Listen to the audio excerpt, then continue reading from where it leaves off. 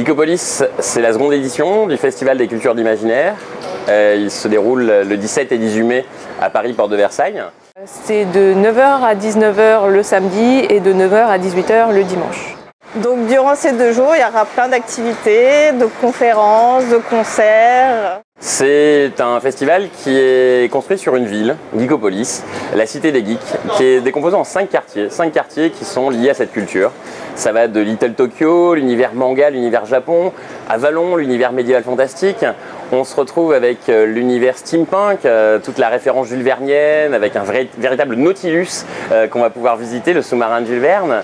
On va se retrouver également avec la partie Tech Lab, tout ce qui est science et nouvelles technologies, et enfin Metropolis, dans lequel on a cet univers space opéra, comics. Ce qui est vraiment marquant dans Geekopolis, c'est le côté décoration, l'espèce de côté mi-expo, mi-parc d'attractions.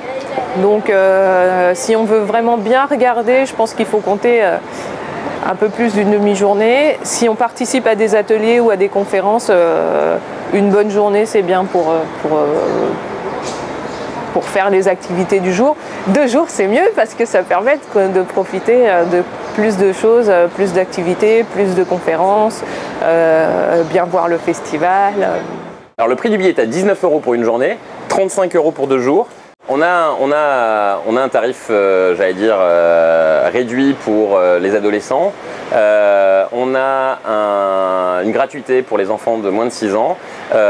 Et donc aujourd'hui, il faut... Est-ce qu'il est nécessaire d'avoir de l'argent? On peut tout à fait s'éclater à Geekopolis sans avoir un seul centime en poche, dans le sens où l'ensemble des activités sont complètement gratuites et c'est quelque chose de très important pour nous. Une fois qu'on est à l'intérieur, on n'a plus rien à payer, à part la nourriture si on le souhaite bien évidemment.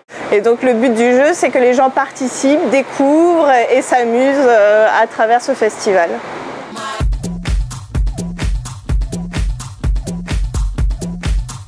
En contenu, en nouveauté, on a beaucoup de choses puisque chaque année on essaye d'innover. Il y a beaucoup plus au niveau nouvelles technologies robotiques grâce à Intel. Donc, on va avoir un cockpit d'avion par exemple. Vous pourrez tester vos compétences d'aviateur. C'est également une multitude d'interactions privilégiées avec des artistes qui sont souvent nos icônes.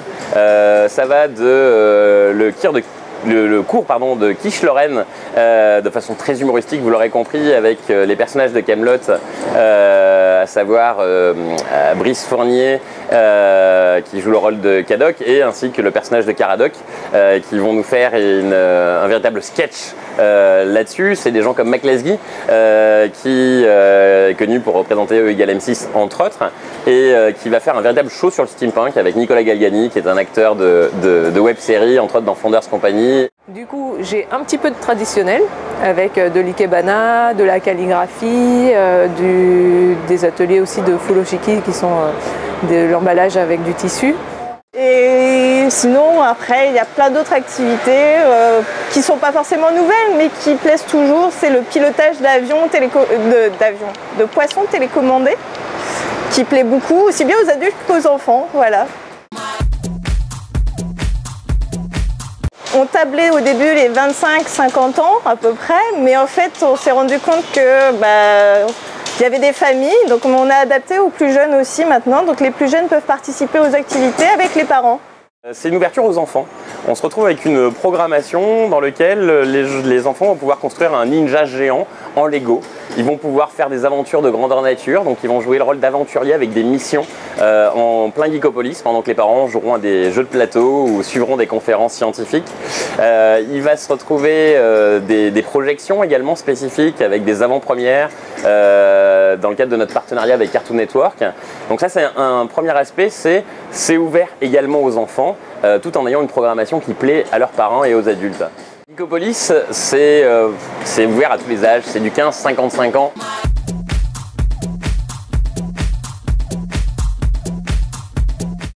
Le plus important, clairement, il faut prendre sa place en amont.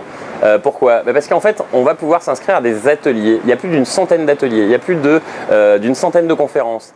Je conseille de se renseigner en amont pour regarder ce qui nous intéresse et puis se faire son petit planning pour se dire tiens, à telle heure j'aimerais bien faire ça, à telle heure j'aimerais bien voir ça. Au niveau pratique, l'avantage de Porte de Versailles, c'est qu'on peut y aller en transport en commun, on peut y aller en voiture, il y a des parkings. Voilà, le problème du transport n'est pas un souci. Porte de Versailles est au sud de Paris, mais l'accessibilité est évidemment vraiment importante. Il vaut mieux prévoir d'avoir sur soi un moyen de paiement type chèque ou cash. Venir avec des bonnes chaussures parce que vous allez crapahuter dans tout le festival à chercher les ateliers et les conférences parce que vous allez naviguer d'un quartier à l'autre et puis finalement vous allez revenir parce que vous avez vu une conférence ou un atelier, donc vous allez naviguer d'un quartier à l'autre. Donc prenez des bonnes chaussures, à mon avis c'est le meilleur conseil. Donc oui, il faut absolument venir avec un appareil photo ou au minimum un téléphone qui prend des belles photos. Donc un conseil vraiment, lâchez-vous, venir en costume. Là, je crois que c'est le moment où il faut lâcher se désinhiber complètement pour pouvoir s'éclater. C'est un peu l'esprit, quoi.